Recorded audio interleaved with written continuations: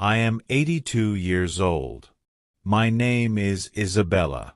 I live alone now. My husband died many years ago. My children live far. But this week something special is happening. My family invited me to Cancun, a big reunion. My daughters, my son, my grandchildren. I said yes. I bought the ticket. I packed my things and I came. I arrived today. I was tired but happy. I was ready to see them again, but first I needed to go to the hotel. I went outside to find a taxi. A car stopped. A taxi. I opened the door. I said, "Hello." The driver said nothing. That was the first strange thing. I told him the name of my hotel. He started the car. Still no smile. Still no words. Just silence. I thought, maybe he doesn't like to talk. Or maybe something is wrong. I asked, "Is it a busy day?" He said, "No." That was it. One word. No smile. No interest. I stayed quiet, but I was thinking, who is this man? Why is he so cold? Then he turned on the radio. A sad song played. He turned it off fast. Too fast. Like the song hurt him. I said nothing. But I knew there is pain inside this man. After some minutes he asked me, "You came here alone?" I said, "No. My family is here. We will meet later."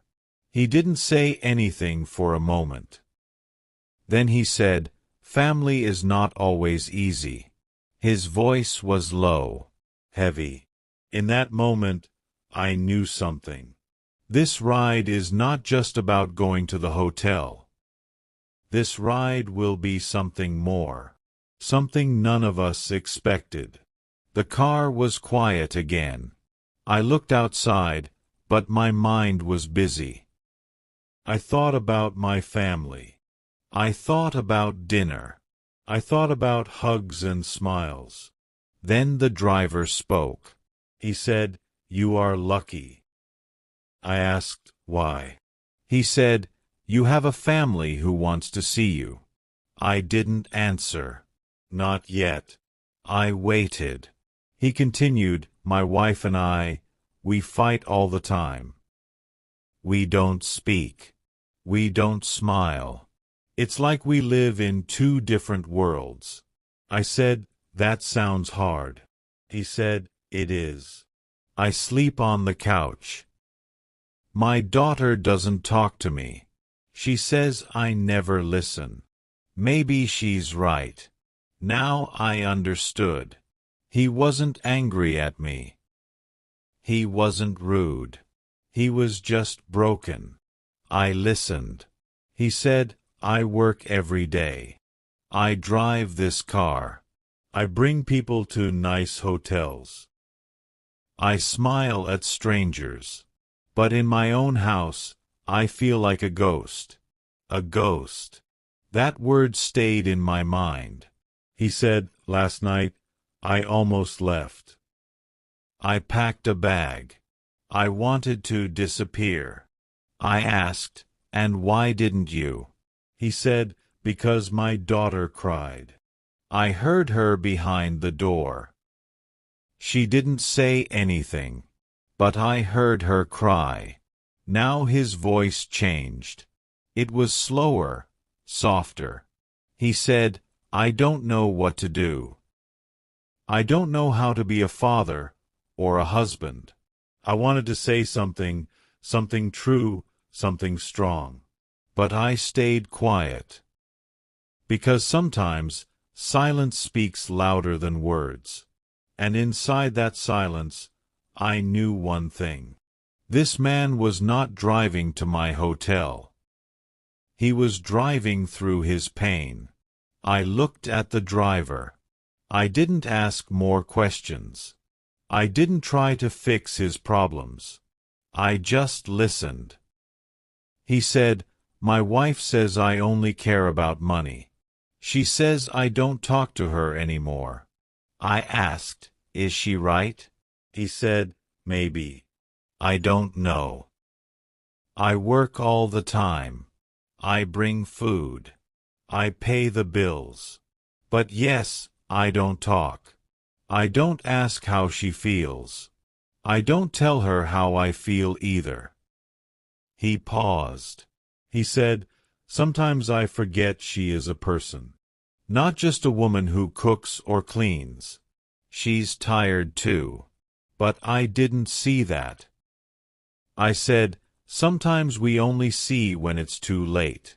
He nodded, then said, "And my daughter, she used to tell me everything. Now she stays in her room.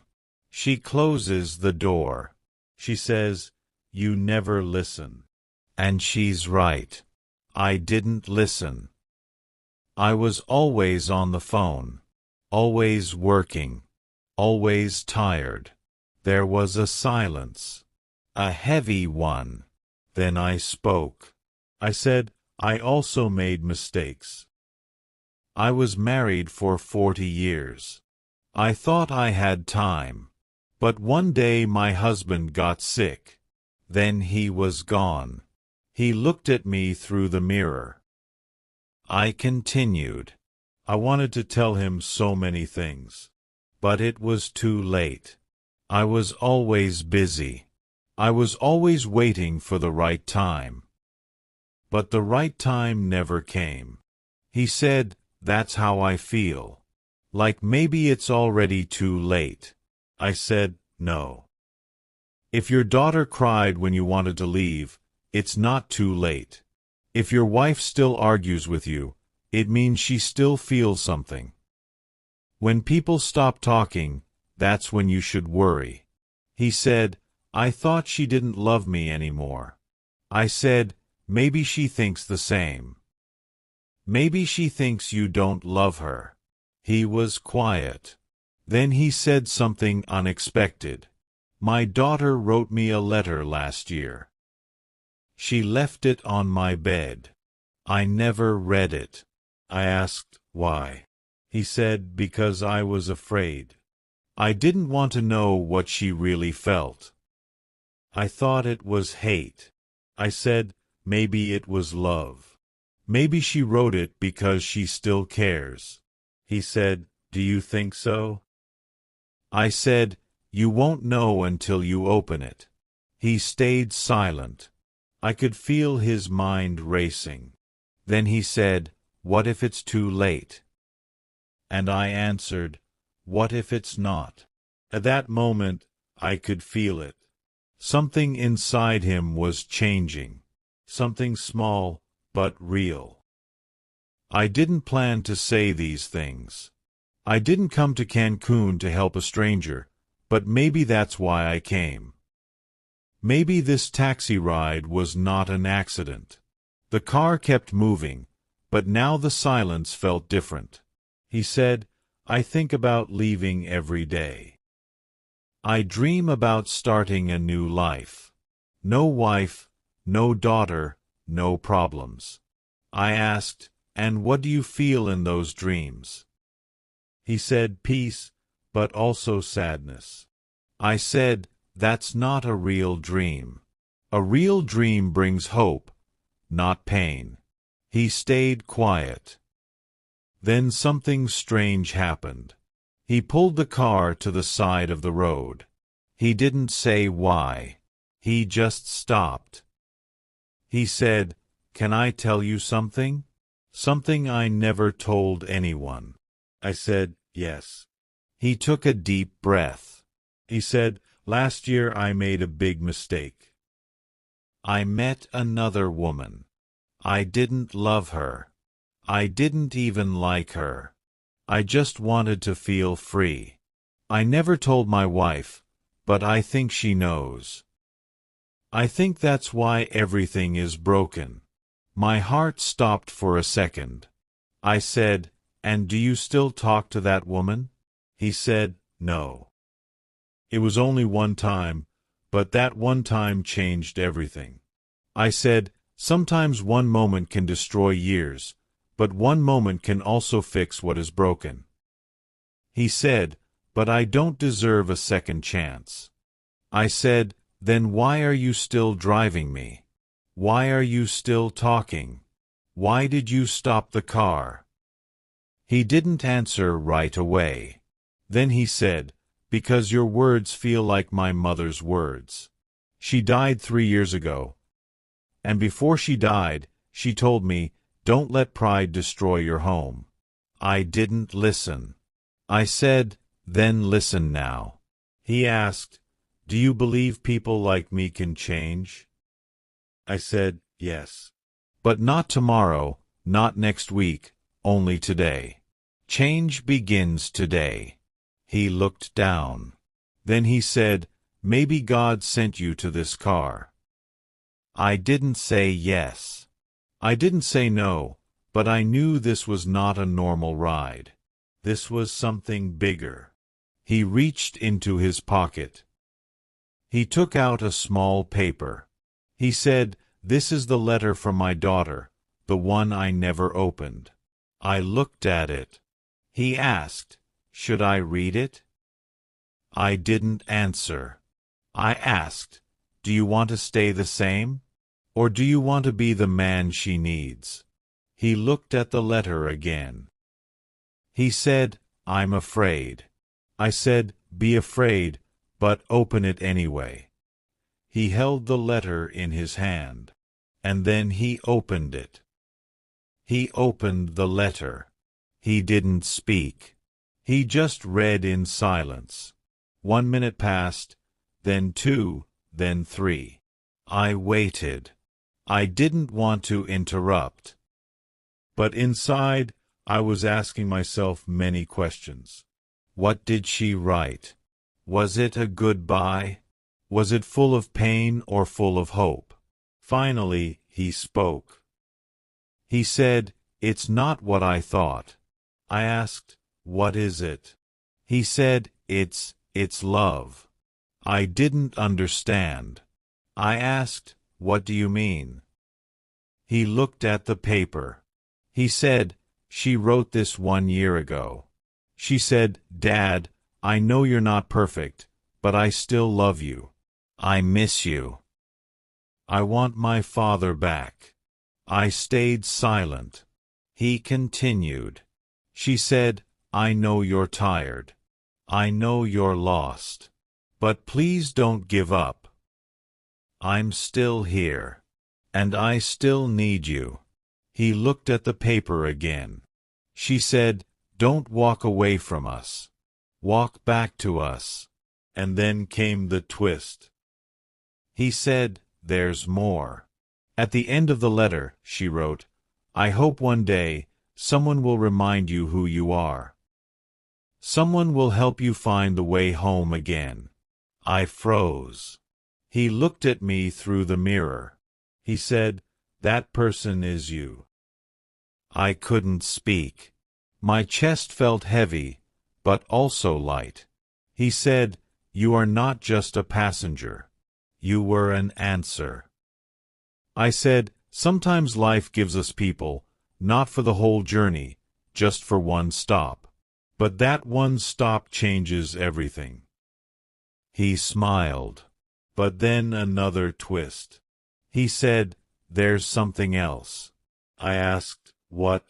He said, my wife. She doesn't know about the letter. She doesn't know how I feel now. She doesn't know. I want to fix things. I asked, then what will you do? He said, I don't know yet. I said, then let me ask you one question. He said, okay. I asked, if today was your last chance, what would you do? He didn't answer right away. Then he said, I would go home. I would hold them. And I would tell the truth. I said, then maybe today is your last chance. He looked forward. He didn't drive. He just sat there, thinking, feeling. And I waited for his next move. He didn't move the car. He just sat there. Then he said, "I never planned to talk to anyone today. I just wanted to finish my shift and go home. But now I don't know what happened." I said, "Something real happened." He said, "Yes. But what do I do now?" I said, "You already know the answer." He looked at the road. Then he said, "I don't want to take you to your hotel. I want to go home." I asked, "Then why don't you?" He said, "Because I'm scared." "What if they don't want me anymore?" I said, "You won't know until you try. But if you wait too long, they may not be there." He said, "You're right." Then, slowly, he started the car again. But this time, he didn't drive fast. He drove like someone who was thinking, someone who was choosing something new. After a few minutes, he said, "I'll take you to your hotel first." I said, "No. Take me to the nearest bus stop. My family can pick me up." "You need to go home." He said, "But you paid for the ride." I said, "The ride is done. The real journey is yours now." He stopped near a small bus station. I said, "This is good." He said, "I don't know how to say thank you." I said, "Then don't say anything. Just live the change." He smiled. It was a quiet smile. A true one. Then he said something I will never forget. He said, "You changed my life in 22 minutes. I hope one day I can do the same for someone else." I said, "You will." He looked at me one last time. Then he turned the car around and drove away. I watched him leave. I stood there thinking about what just happened. I came to Cancun to see my family. I thought this trip was about hugs, food, and laughs. But maybe it was about something else too. Maybe this trip was also about one ride, one broken man, one chance to speak, and one truth that I now believe more than ever. Sometimes we don't choose the moment. The moment chooses us. I came here to see my family. I wanted to rest. I wanted joy. But life gave me something more. One short ride. One conversation. One man with a heavy heart. I didn't plan to speak. I didn't plan to listen. But sometimes the moment calls you and you must answer. We think we are too old to help, too small to matter. But maybe one word can change a day. One question can open a door. One act of kindness can save a life. That man was not just a driver. He was a mirror. He showed me my past, my mistakes, my silence, and I showed him his future, a better one. So now I ask myself, and I ask you, who needs your voice today? Who needs your time? Who needs your forgiveness? Don't wait for the perfect moment. It may never come. The right moment is now. Speak now. Love now. Listen now. Because sometimes one moment is all we have.